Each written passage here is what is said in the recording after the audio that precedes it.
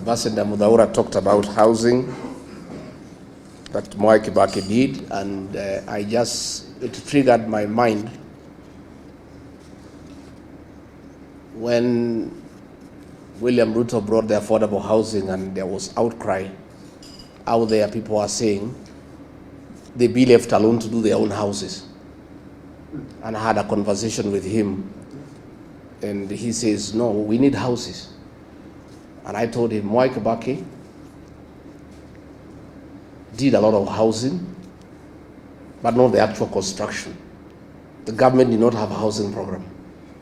All Mwai Kibaki did was to open up the bypasses, provide infrastructure in terms of sewage, electricity, and water. And the private sector, on its own, build houses all over Nairobi. And they are there for everybody to see. There is no need for government to compete with the private sector to put up houses. The work of government is not to do houses, it's to provide services. And of course, he said, I'm not Mwai Kibaki, I will do things differently. So one of the things we intend to do, those of us who are like-minded who want to have a regime change in 2027, is to scrap the housing levy and reinstate the housing initiative to the private sector by government just providing services. Just do roads, water, open up, and things will just come up on their own. Again, I must say, I went to see Mwai Kibaki in 1988. I was a student leader at the University of Nairobi. I was the chairman of the Nyeri University Student Association. And through my then Member of Parliament, the late Matuamai, I sought an appointment to see the Vice President, and I went to his office in Jogo House.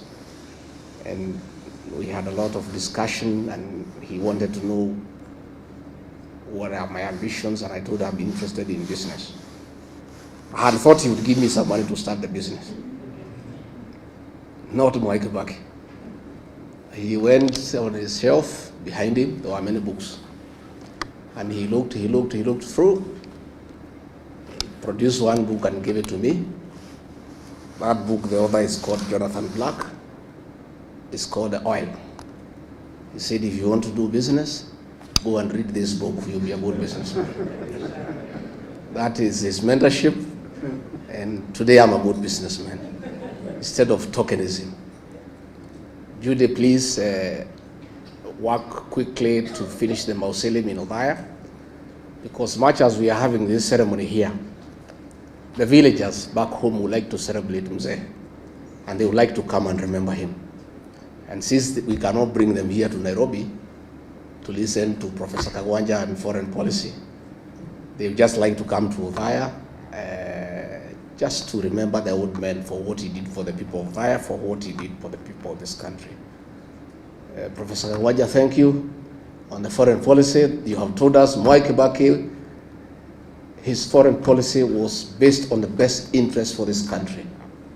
The other day I talked about our foreign policy in Sudan that is driven by commercial interest. And I saw one of the Ruto flower girls yesterday trying to lecture me that I shouldn't talk about it because I sold to some constitution. The constitution that I and Muturi sold to is to do the right thing and to keep the law. It's not to enable other countries to buy arms to kill children. And Eugene Wamalwa, you know, we are looking at what is happening about Butere girls. We are unable to understand what is this viciousness against children by the present government.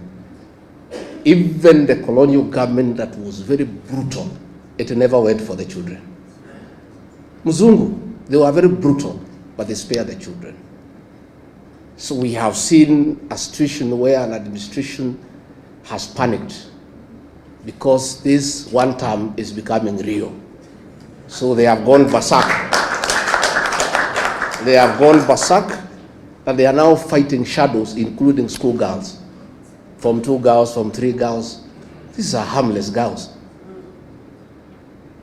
How fluid is your government if girls can bring it down? Girls. Surely. You know, so when you look at the situation in the Sudan. We are allowing gold to be processed in Kenya and guns to be smuggled through Nairobi to go and kill children in the Sudan. So we are asking, what is this bile against young children? We saw the killing of the Gen Zs, the abductions of young children. What is this bile against innocent young children? So as we move on, let's pray for the country. And Ambassador, again, to shukuru wewe.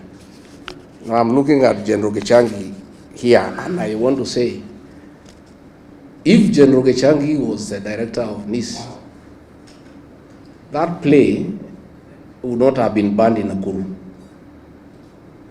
if it had to be banned. Because it came all the way from the sub-county, nobody noticed. It went to the county, nobody noticed. It went to the region and it became number 3, nobody noticed.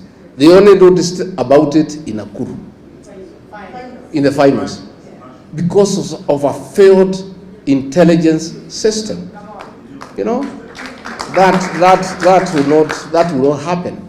So if a decision needed to be made that is a bad play and people should not see it, ingesimamishiwa huko mbali, because the officers on the ground every day, lakini watu wote wamelala, kila mtu anatafuta pesa. Hii serikali ni ya biashara. Watu ya intelligence wanatafuta biashara, watu ya polisi wanatafuta biashara, rais mwenyewe anatafuta biashara.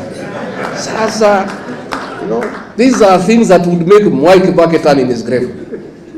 You know, tuko na shida kubwa, lakini Mungu anatusaidia. So Jacob Haji, we are forming a political party in May. Tutatangaza. We look for a way to work with the Democratic Party. We would like to be associated with Mwai Kibaki and what he achieved.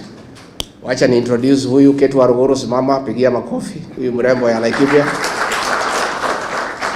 Then we have our daughter. She's called Gatha in Kikuyu land.